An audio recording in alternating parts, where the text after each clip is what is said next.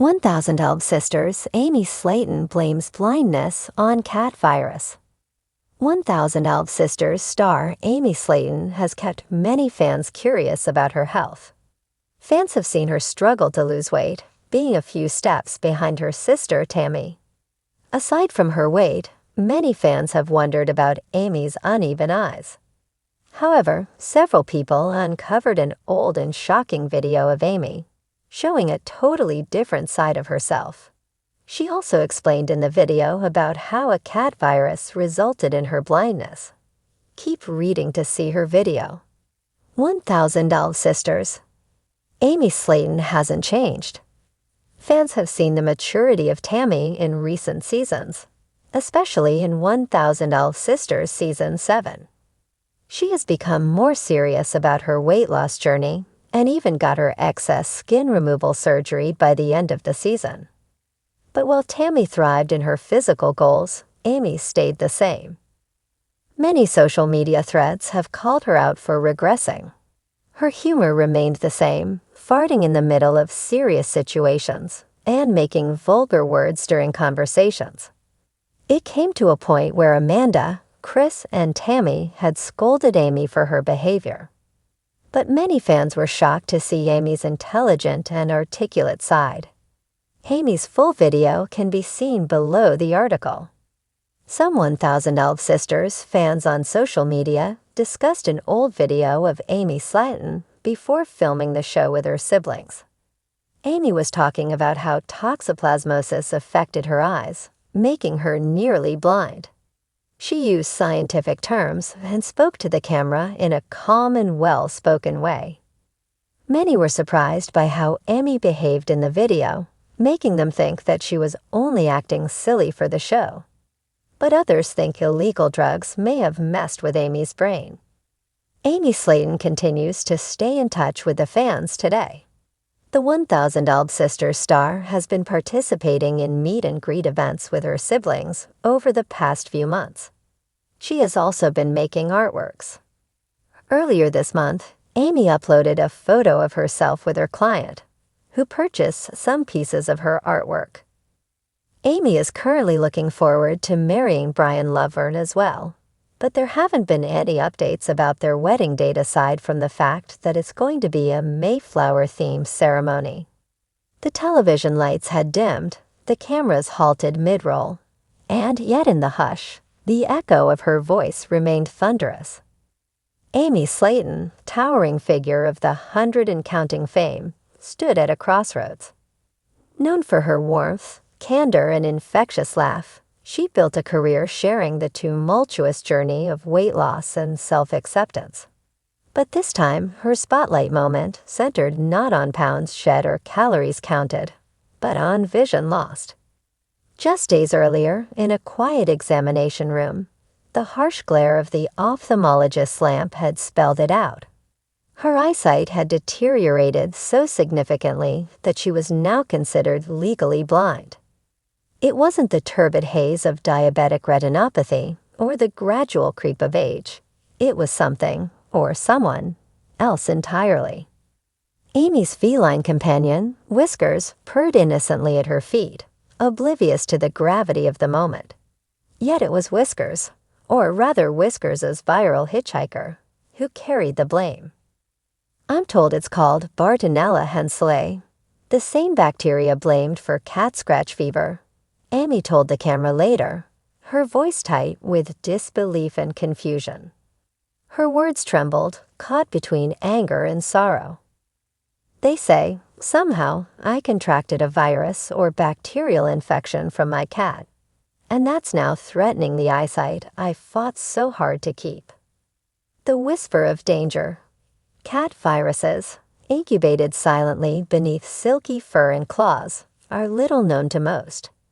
Yet for Amy, one clawed paw could mean the difference between sight and shadow. Medical studies show that Bartonella can occasionally infect human ocular tissue, causing inflammation and permanent damage if left untreated. It's rare, but as Amy now understood all too well, rare fans alike recoiled. How could a beloved, pampered pet, Whiskers, with his velvet ears and drooping whiskers, wields so deadly a weapon. But it wasn't malicious intent. It was biology, blind chance in viral form. A stage reset. Her public confession sent ripples through the weight loss community and beyond. Overnight, fan mail shifted from congratulatory words to questions laced with worry. Is she okay? Can she still have weight loss surgery without sight? What'll her new life look like? Amy, always forthcoming, leaned into the storm. Look, she'd said, calm and resolute, I won't let blindness define me. But I am accountable. I neglected to act fast when signs showed up. Flashes, floaters, blurriness. I thought it was stress. I thought it'd pass. The cameras captured that moment in bold honesty. The same caring sincerity that had motivated her multiple surgeries, moves, and self-reflections. This was more than an obstacle. It was a revelation encoded in the dark, whispering truths about vigilance, humility, and self-preservation. Telling whiskers. That evening, after the cameras stopped rolling, Amy sank to the floor, her back against the couch. Whiskers nestled beside her, brushing his head against her hand. She closed her eyes, icy tears pooling in the corners. Was she angry at him? Of course not. This feline creature was a companion, not a contagion. But the knowledge stung. One tiny creature, unintentionally, had altered the course of her life. You're not going anywhere, you understand that, she whispered, stroking his fur. The irony wasn't lost on her. It wasn't the virus's fault, or Whiskers's. It was a biological fluke, one that could happen to anyone. But some lessons come sharply, in places we least expect. The mechanics of adjustment. As weeks passed, the Slaton home transformed. Rugs with high-contrast stripes replaced patterned carpets. Grocery shelves were rearranged, labels written in Braille, electronic aids woven into doorways. Amy's mother, Tammy, a tower of support, installed tactile light switches and guided her daughter through each new adaptation. Visitors, friends, family, even fans, watched in awe as Amy evolved into an advocate. The cameras followed her to a vision rehab class, where she learned to use a white cane, to a pet therapy session, where Whiskers served as both muse and motivator, and to a kitchen retraining session, in which she turned on tactile stove knobs and reorganized utensils to work by feel.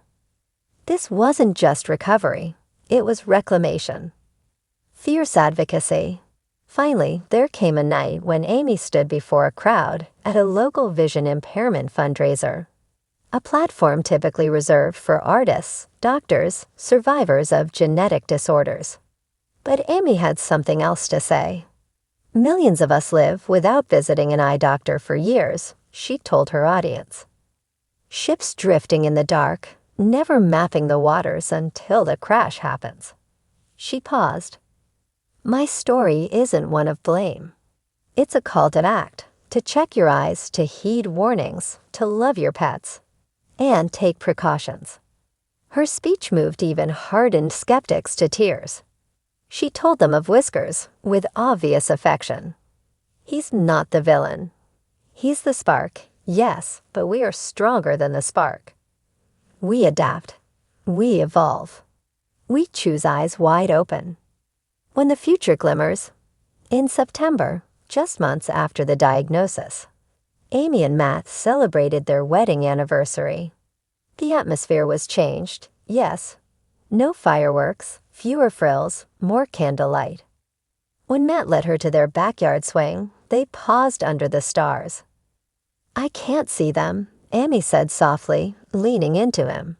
But I know they're there. Matt kissed her hair. There are more stars this year, I promise.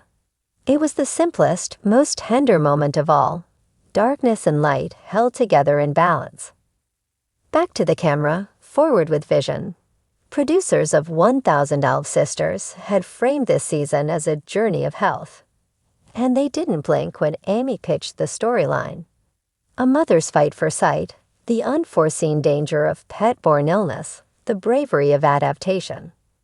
Spoilers indicate viewers will soon witness Amy navigating airports with a cane, cooking dinner in near pitch black, teaching Whiskers new tricks, and laughing, always laughing, because joy, she has learned, thrives in both clarity and cloud. Reflections in retrospect. At 36, Amy Slaton finds herself in perhaps her most intimate role, teacher. She's teaching us to look closer at what we take for granted, our vision, our vigilance, our care. She's teaching that our hearts can break and still keep beating, that our routines can crumble and still hold meaning, and that sometimes salvation comes on 4 soft paws.